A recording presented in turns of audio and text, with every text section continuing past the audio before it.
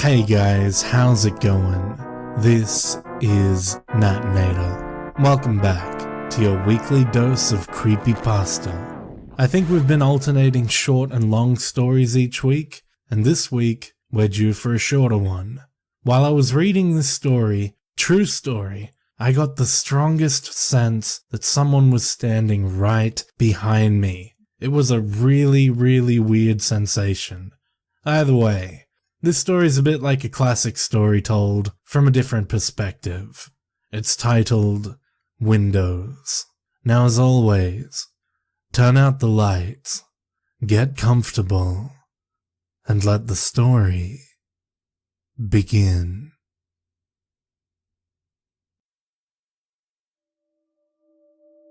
I never used to frequent bars, at least not as much as I do now.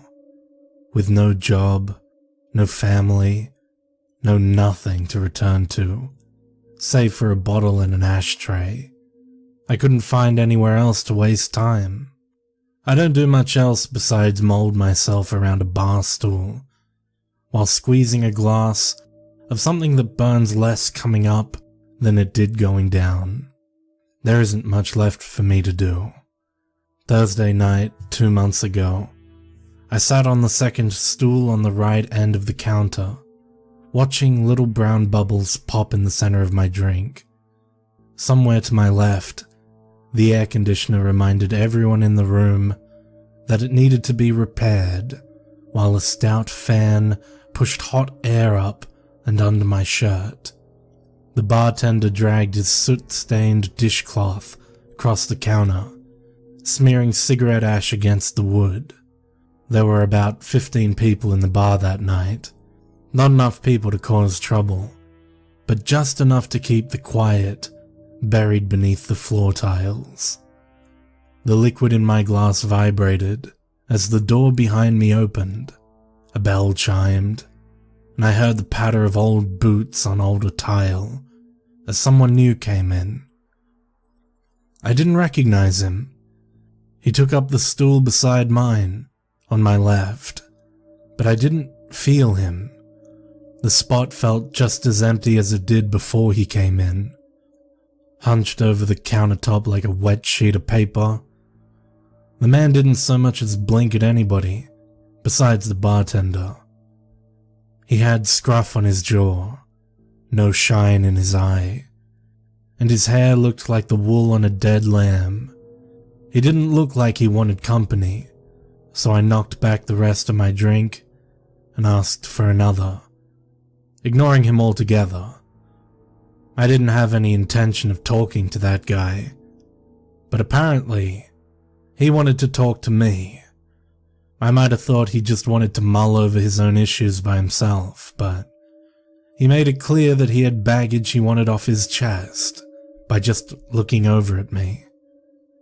"You live here long?" His voice was even like pavement. A dry thud as he put his empty glass down on the counter. I didn't answer until the bartender refilled both of our drinks. "Couple years. You?" Someone was smoking a cig somewhere in the room. The smoke made the lights look runny. He shook his head, downing half his drink before speaking. "You ever see anything so jack shit fucked up that you just got no choice but to go along with it?" I heard a laugh and a cough pass between my teeth. I nodded, taking the rim of my glass to my lips. How did you handle it?" he asked. His leather jacket was glowing orange in the light. I dipped my head down a bit, taking a swig out of my glass. "Not very well. Couldn't work. Couldn't eat. Forgot about sleep. Some shit just makes the world stop turning." My voice faded as I thought back a couple years. He was staring straight into the counter at this point. His glass was just a glass, his eyes weak and unable to focus. I slowly drained my own glass, waiting for him to say something, Mind if I tell you a bit of what happened? He glanced at me. A look so brief I might have imagined it. Shoot. I ran the tip of my thumb over the lip of the glass, wondering if I was sober enough to listen. He let out a deep breath, resting his weight against his forearms on the counter. His breath made the smoky air swirl around our faces. The air conditioner clunked like a passing train when he composed himself. I'm pretty new here. I haven't been in town for more than about 6 months.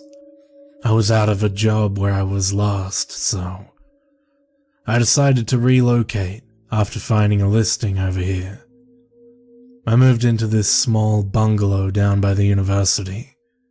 It was in a good area, good people, mowed their lawns, and didn't leave beer bottles on my driveway. So I took the place and settled in. The bungalow was pretty simple.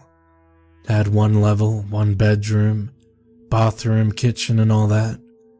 There were a lot of windows by the back in the kitchen, and there was this real big, nice picture window in the living room.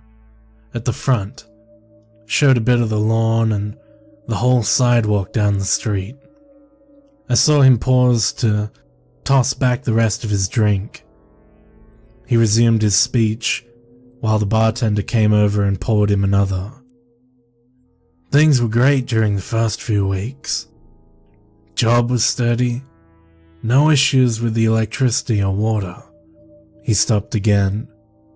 When I looked over at him, his hands were clenched tight around the glass, like it was the only thing reminding him where he was. Fast forward a couple weeks. I started to notice one of my neighbors. From the moment I saw him, I probably should have considered moving out, but I didn't have enough money on me to get another place so soon, after getting the one I had. This guy was average looking, wearing jeans and a plain shirt, standing on the sidewalk down from my house. I saw him through that big window by the front of my house, wondering why in God's name I could see through him. I coughed as a dribble of my drink slid down the wrong pipe. You what? The guy was half transparent or some shit. I don't know why the hell that didn't freak me out enough to leave. He bent his head over his now empty glass as the bartender came round to refill it. By this point, I noticed that a fair number of people had gathered around us. Their eyes were watery with interest, but none of them spoke up to urge the man beside me to continue speaking. So, after I saw that guy for the first time, I remember staring at him for a bit, thinking that, okay, maybe he's just curious. Maybe he was shy. Maybe he was actually a concerned neighbor. And so I went outside to see him. Imagine my surprise when I get outside and find the sidewalk empty. There were leaves and grass clippings, but no guy. Thought I was crazy. Thought I was seeing things. So I went back inside and got dressed for work. I thought if I just went on like it didn't happen, it wouldn't happen again. His glass was empty again. But it did happen again. It happened every day that week, and the next week, and the week after that.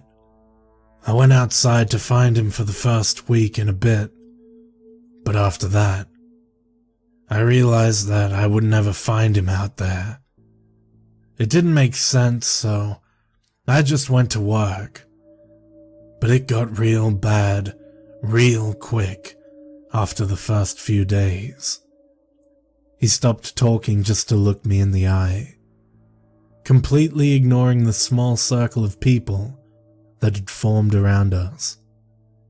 Every day, that fucker got closer and closer to the window.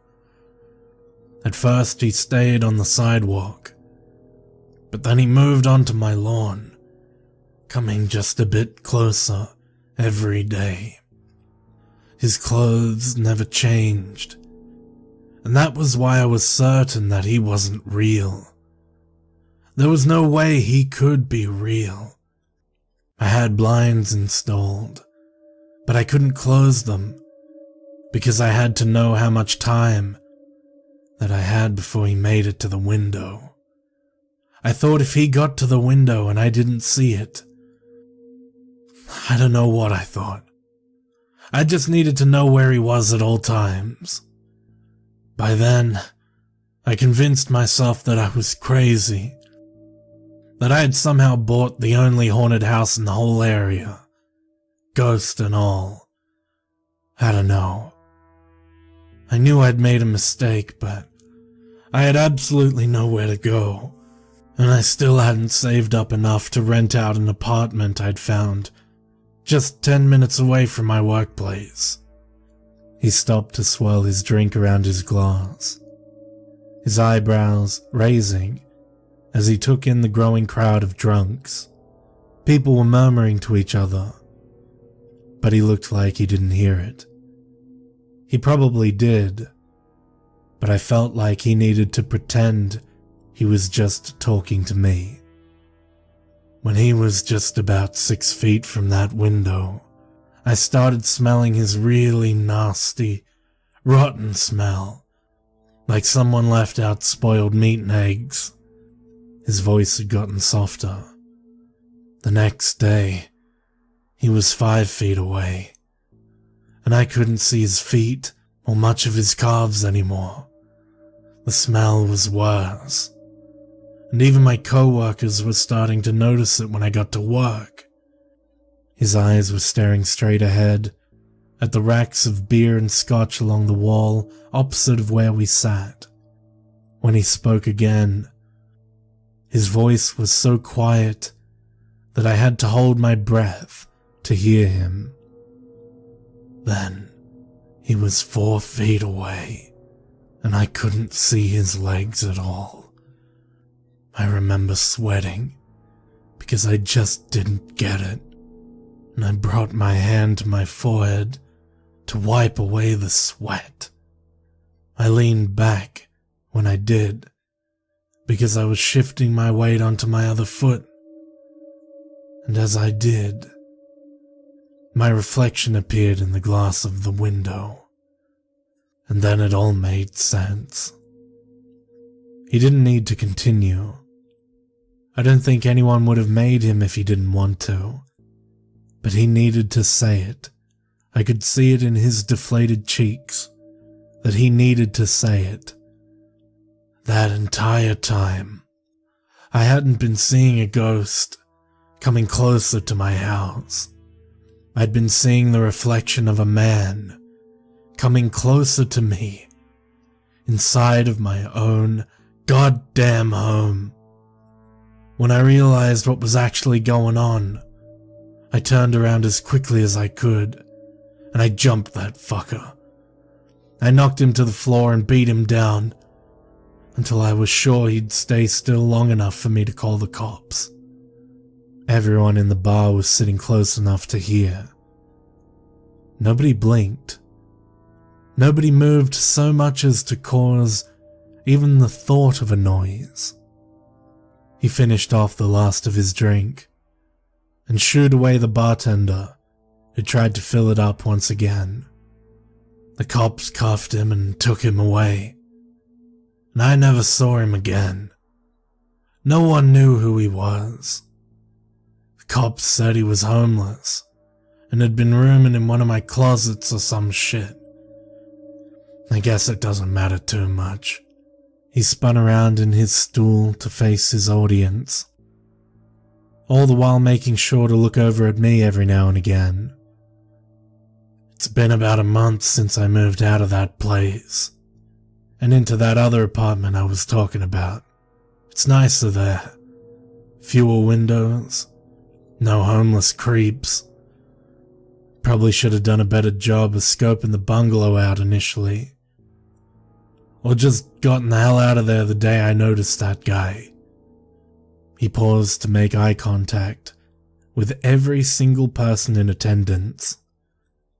I'm not really sure there's anything more I need to say, other than to do yourself a favor. Make sure you don't fuck up as bad as I did. He turned to look at me. The end. Applause followed his words, chasing them into my memory, so I'd never forget his words. It's been 2 months since that night, and I decided to take my new car out for a drive. My new job paid for it, and my new girlfriend made sure that I treated it as well as I treated her. Before I knew where I was headed, I ended up by the university, cruising through the family-friendly streets, lined with sprinklers and flower beds. On my right was a line of homes, bungalows, most of them occupied, except for a few. As I drove past them, I noticed this one particular home with a great picture window right at the front of the house. Sunlight created a streak of brightness against the glass, but even through the glare, I could make out the shape of a man's head, shoulders and chest, and a pair of hands pressed to the window. I blinked, and the image disappeared. I left the neighborhood and drove straight home, calling my girlfriend on the way to let her know that I was gonna need a drink when I got home. Like I told that man months ago, some shit just makes the world stop turning.